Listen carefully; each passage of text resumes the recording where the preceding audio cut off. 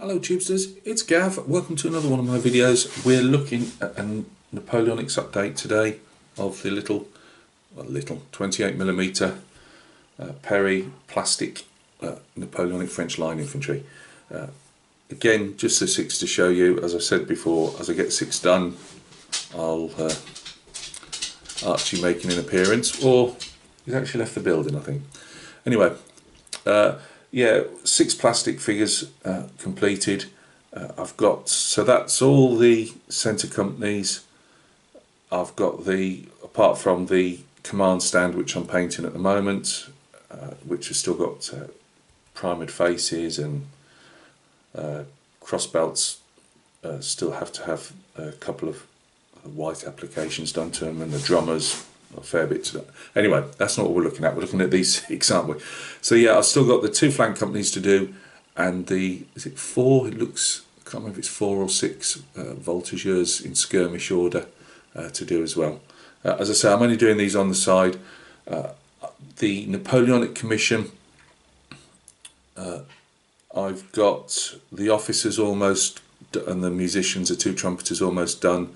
They've just got to have the faces done and the plumes done, and I forgot the eyes on the horse. So they're almost done, and then we can have a look at the Empress Dragoons. I'll get them on the bases. I've got I've got the 2 infantry units languishing on, ready for a video, and I've got to get that up as well. And then all I've got the commission left to do is, I'm looking around the corner here, is 2 mounted officers for the brigade of the infantry that I've painted over the last couple of years for the client. So let's go down to the bench and take a look. Right, I've got I've actually got 4 of these guys in greatcoats. As I said to you guys before, I'm not a big fan of passing out, say, 2 particular poses to a stand, you know, because it gets a bit formulaic. I prefer to, you know, I'm not fussed if one stand's got 4 greatcoats and one's got 1 on, you know. It would probably be like if you were looking at I know these are toy soldiers on bases, and because they're on bases they don't really represent what a formation would look like, but even still, you know, you'd say in real life, you know, randomness occurs, doesn't it? So I've done some, I'm just having a quick look. Yeah, I have. It's just the light reflection. I didn't think I'd done his shako plate then, but it's just the light glinting on the metallics. They've not had any varnish. I occasionally do the company colours on the cords for the canteen. It's a Gord one here, as we can see.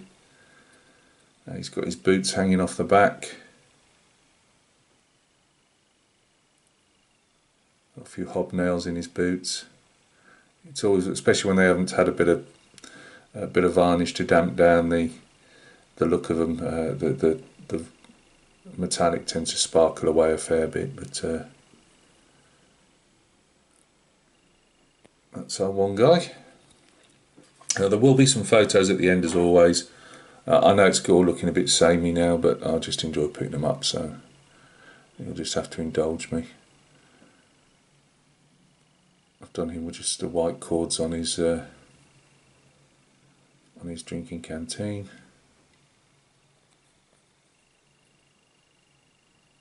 There really are some nice. I think the heads, because they give you so many heads to put on, that they really do make the set, really, because it really individualises the figures in a company.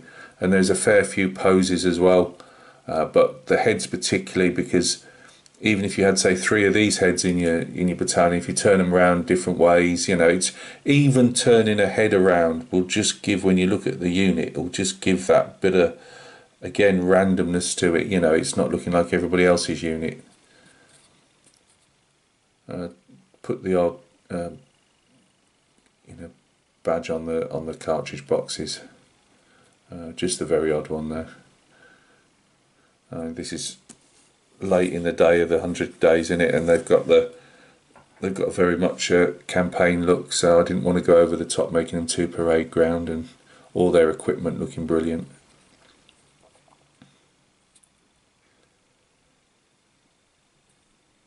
Again, I've just mixed a couple of the different coloured hide backpacks in.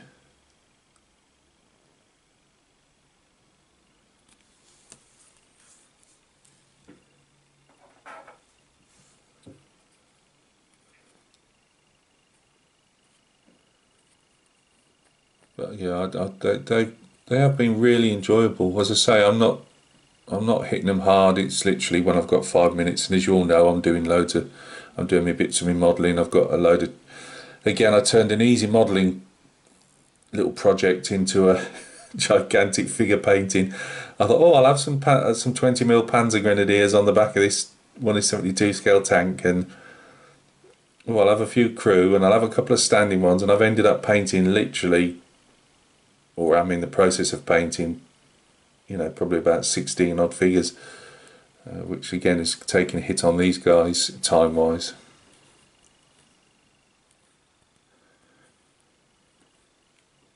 No, I think it's this one. Yeah, this one's got the more flattened, which you could almost call a jacket, but because he's wearing a jacket, I've just painted it as a greatcoat. I think that's the one. Oh no, it's not. I'm thinking of the one I'm painting at the moment. Apologies. I don't think I will, but I may swap a greatcoat out for one in the centre, well, the HQ element, because they are all in jackets and not a single greatcoat. Which again, randomness, they might well have had that, but I might swap one out and just change the, whether it's this guy or change a pom-pom colour and whatever. But again, they've got some really nice faces, it's they're not massively deep, so you haven't got a lot to play with, but you put a bit of dark colour of your choice under the cheek area, and in the eye sockets and around the hairline, and it will bring out that definition in the face.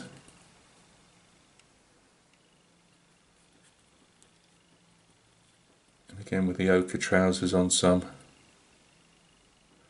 I was debating whether to do the stripy, I don't think I have I? No. I don't think I've put any stripy trousers on these. I was debating stripy trousers, but in the end I've just gone for the ochre.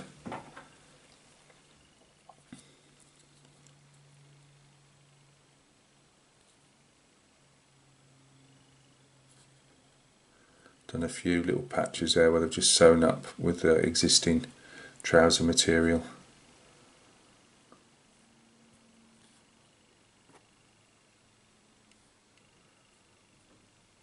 My badges on the back were a bit meh, but they're there just to show something there.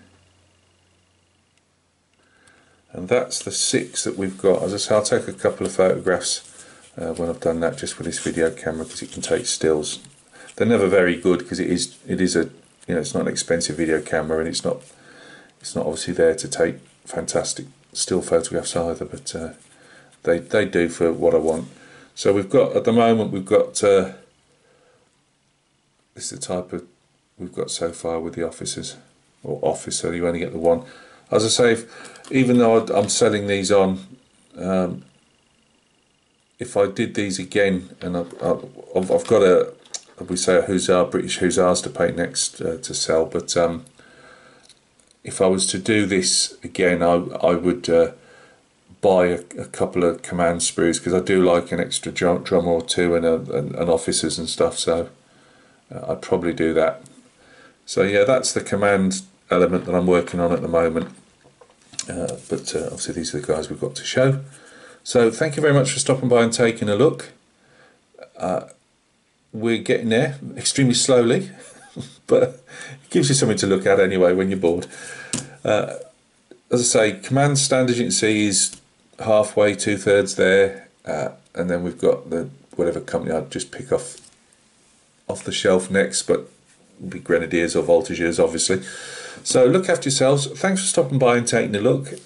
The Empress Dragoons will be up for a video fairly soon. I'm painting some other bits and pieces. The infantry component of the commission should be up for for a show and tell in the next few days. How many times have I said that? You know, they're all stuck down, they're all based and that. It's just getting around and getting the video sorted and things. So, but that'll be some more nap goodness to come your way. Painted in a slightly different style, because obviously I've got to match them with what I've done for the client over the years. So these are, you know, these will look a fair bit different facially and that, because these are mine. I just, you know, just paint away, just trying different things out. A lot of these guys are almost experiments to see how I like doing different bits and pieces, and I hadn't done any periplastics for a while, and although this is a fairly old box set compared to what they're bringing out now, as I say, I can't speak too highly enough. The poses, if you're doing it to game, the poses with a few head swaps, they really bring the box to life. But you're not sticking multiple arms together and that type of stuff, you know, apart from on the skirmishers. So that they're a fairly quick unit for you to put together. If you're somebody who just enjoys the painting side of it more than anything, like myself and a lot of the guys out there, you can go to town. You know, all you need, as I say, to take the. I've shown this before, so I'm not going to go into it. But these are my Tamiya side cutters, or cutters that I use for removing kits off sprues, and these are very sharp, and you know, they do the job. And you just put it onto the next socket, very gently close them together, heads removed, just do a slight bit of clean up and pop another head on. So you know, it gives you such a big variety of facial features and hats and non-hats and all that stuff. Anyway, we're going off on a tangent again, Gav. Look after yourselves, and we'll speak soon on another video.